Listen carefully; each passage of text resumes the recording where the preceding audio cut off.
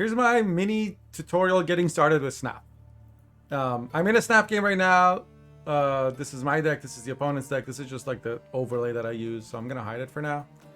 There are 3 lanes in Snap, and there are 6 turns. Whoever wins 2 out of 3 lanes wins the game. And each turn, you can play as many cards as you want, as long as you have the energy to support them.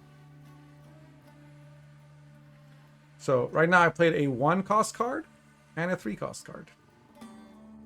So in Snap, every card has a cost in terms of energy and has points. The points get added up and for each location. So my opponent has like a 2, a 3, a 4, and a 1. That's 10. I have, right now I'm getting some more points here. I have a 10, a 0, a 10, and a 10. So right here you see 10, 10, and then here is 10. Now, this one, it's lit for me, meaning I'm the best. No, it means that I'm winning this location. And same here, I have more than him. But in this one, we're tied, so neither one of us has a light. Right now, I'm winning the game, but it's only turn 5. Each game has 6 turns. It's possible to change that to 7 using a card or a location, but we'll talk about that later.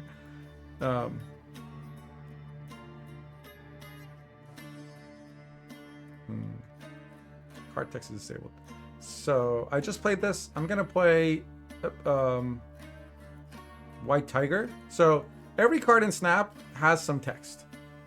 This one, White Tiger, says on reveal. Reveal is, if you're a Gwen player, it's just like deploy. It means right after the card is played. Add an 8-power tiger to another location. So that's how I got these tigers. Why did I get 3? Well, because it's sitting in this location where this card is making everything happen twice, and this also makes it happen twice. So really, I was going to get 4 tigers, but I didn't get a tiger over here because the location on this side said no cards can be added. So like these things all interact with each other. So I'm going to start a new game. So, I kind of jumped in the middle, but I'm going to start a new game so you can see how that works. We won that game.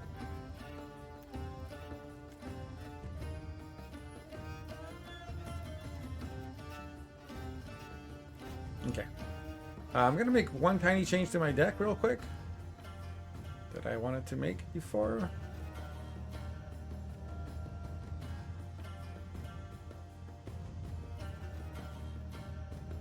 Because there was a... Actually, I don't want to make that change. Take that back.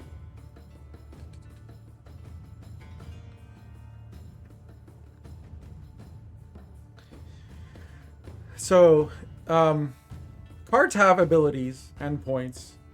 Some abilities say unrevealed. That means when the card is flipped. And a card is usually flipped. Both players play their cards, and then, they get flipped from left to right for each player.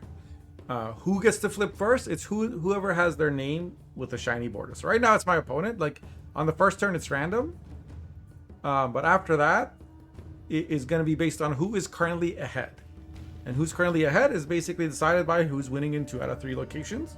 And if it's a tie, by the total score. So, I played this like when you start the game, it's turn 1. You have 3 cards and you draw 1. So you start with 4 cards, and your deck has a total of 12. This I already played. These are in my hand, and then the ones that are bright on my screen, they're the ones that are still in my deck. Right? So, right now, only Zabu is playable, because this costs 3, 4, and 5, and I only have 2 energy.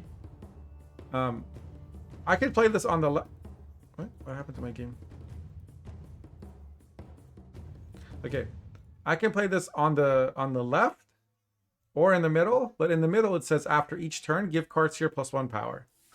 So each location has some sort of effect that affects all the cards on that location. Sometimes there's locations that say both players draw a card or discard a card or something.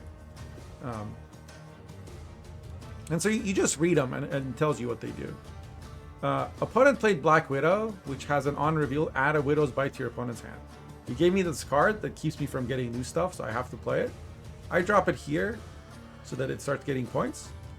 And then I play Silver Surfer. This will will give 2 power to every other 3-cost card.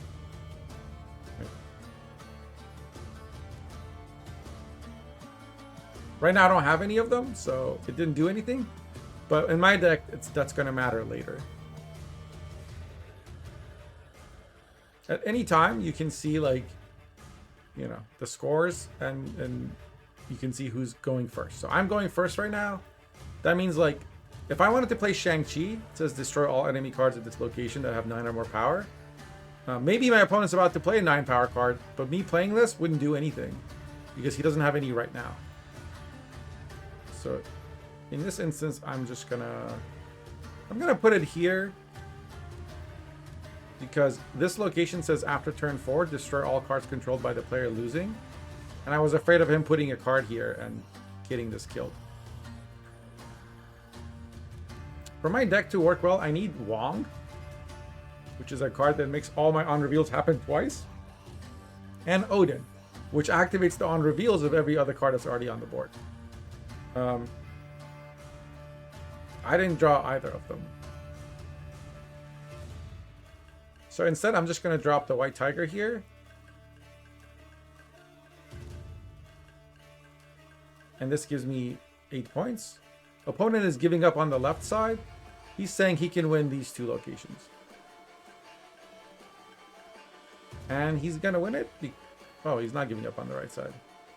He created a minus 10 point card. Yeah, cards can be negative in value in this game. And he put that card on my side of the board. So this one is now full. I can't play anything here. I'm kind of screwed. I can play this for 8 points, or I can play this for 6 points and hope that nothing. So one of the things about Snap is that you can retreat. Right now, this is a 2-point game. If I retreat now, I only lose 2 points. But if I stay, like if I think I can win by playing this, I'm kind of gambling. And then what would happen is, if I win, I win 4 points, and if I lose, I lose 4 points. I didn't mean to do that. I meant to retreat, but I got confused because I was talking about it.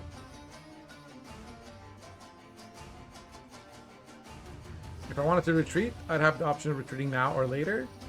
Retreating later is strictly better, but retreating now is faster. If you care about, like, tryharding, always pick retreat later. That's all you really need to know.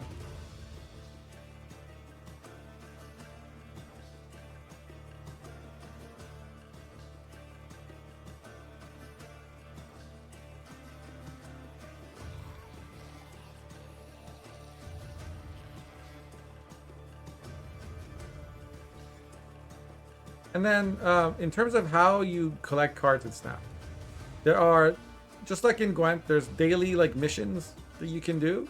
Like this one says win a location with only 1 card. And each location gives you currencies. You can use the currencies to upgrade your cards. So right now I have 575 credits. You can see in the top right. And 584 gold. The main thing to know is that gold is more valuable than credits. Credits are more valuable than boosters. And there's another currency you'll get when you hit collector's level 500, which is collector's tokens. And these guys can be used to directly buy cards. The main way you get cards in Snap is through this like collection level thing. So every time you upgrade a card, you go up in points here. And like when I hit this bubble, I'll get 50 credits. When I hit this, I'll get 10 boosters. This is a currency. This could be anything. This will be 50 credits, 10 boosters, etc. Every now and then, you hit a Spotlight Cache. A Spotlight Cache is how you get one of the newer cards. Right now, the Spotlight Cache, like this week, it's what you're going to get one of these for. So if I upgrade enough cards to go up here, to get up to here, I have a chance of getting one of these 4 things. The way that you upgrade cards is like when you have enough credits to be able to upgrade a card, you'll see this lit up. Right now it says I have 117 cards that could be upgraded. That doesn't mean I can upgrade all 17 of them, but that 117 of them are upgradable. You can sort by upgradable, and then if you click on the first one, you'll see the little notification. And this one, for example, I can spend 200 credits and upgrade it to Epic, which will have like a purple border and other stuff. Or I can spend 500 and skip Epic and go straight Legendary. Sure, why not? Let's see what that looks like. Oh, never mind. I don't have enough boosters for this card specifically. I haven't played it a lot. I got it recently, so I can't do that without spending gold, and you don't want to do that. just use your credits. So I'm gonna upgrade this one. And now it's epic. And it's animated. Which means that there's like this parallax effect on it. So in Gwent, there's like just regular and premium. In this, there's like 6 different levels.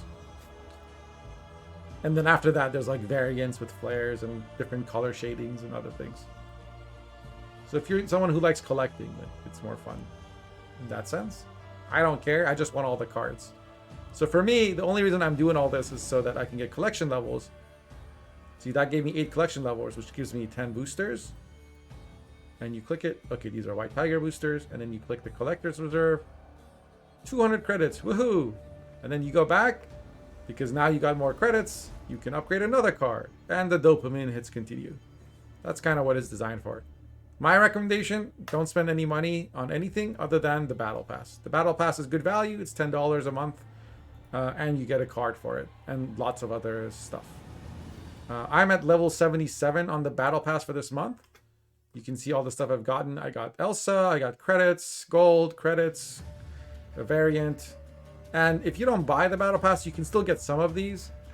But it's like by far the best value. If you're going to spend any money on this, just like Journey in Gwent, this is the one you buy for 10 bucks.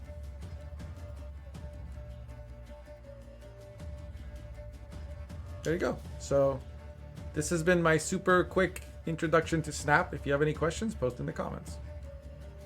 Or stop by the stream. I will always happily explain things. Cheers.